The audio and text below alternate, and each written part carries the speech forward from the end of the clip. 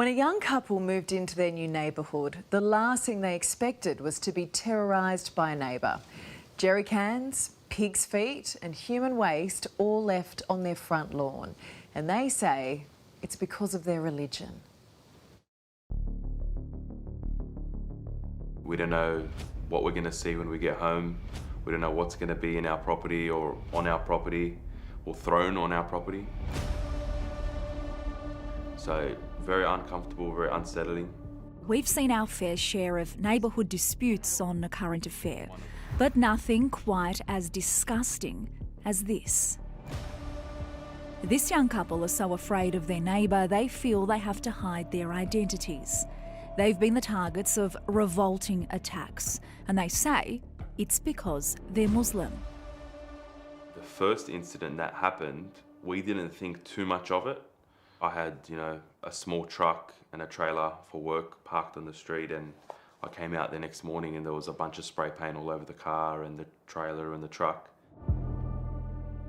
The situation quickly escalated. We came home and we found a jerry can, like a fuel jerry can, in our front yard.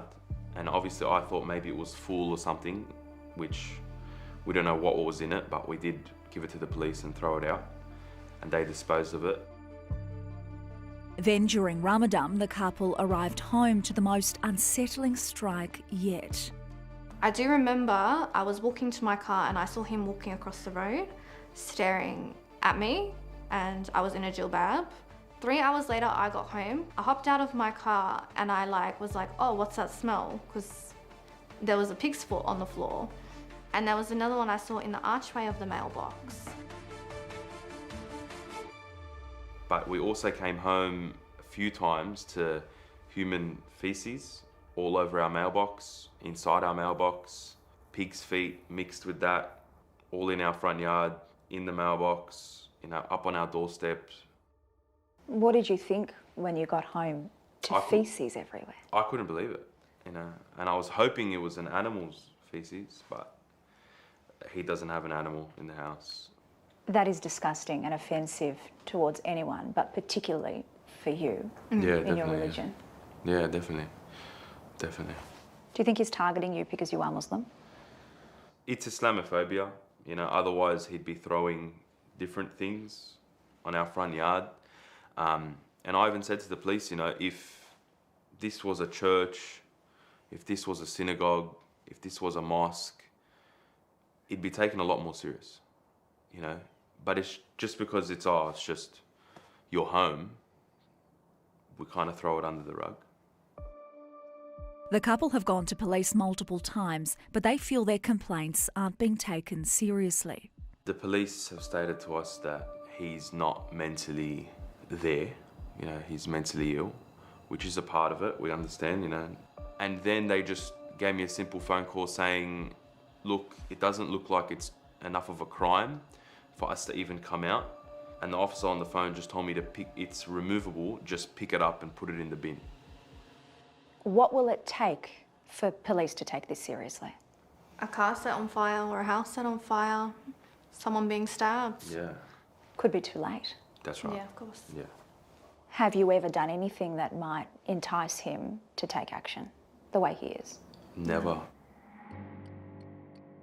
They even recently paid a visit to the neighbour's home in the hopes of having a peaceful conversation. So I wanted to knock on the door just to see if he had some sort of questions or anything about me or my religion or who I am. And one of the times that I've knocked on the door, yes, there was a care worker there, but they were actually sitting across the road in the back seat of their car on their phone. We've tried to get to the bottom of whether this man is receiving medical support, but getting an answer has been impossible. The NDIS telling us the information is private and confidential.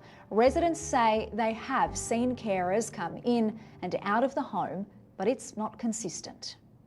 I think where threats of violence are made, whether they be from disabled people or people who are functioning in the community, people who have agendas, clearly they need to be taken seriously. The problem is the law is fairly impotent, and I think this is an example of somebody falling between the cracks. Tim Watson-Munro is a criminal psychologist.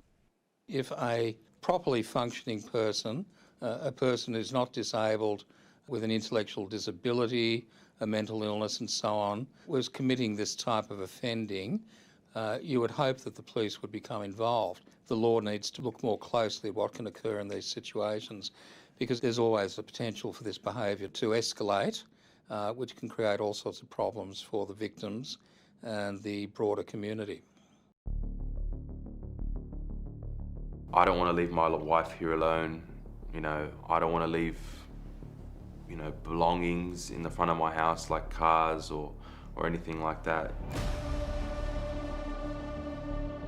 They can move him to a different house, but he's always going to have an issue with someone.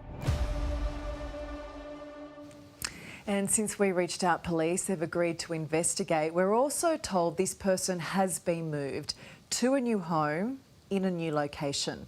We're just not sure that solves the problem.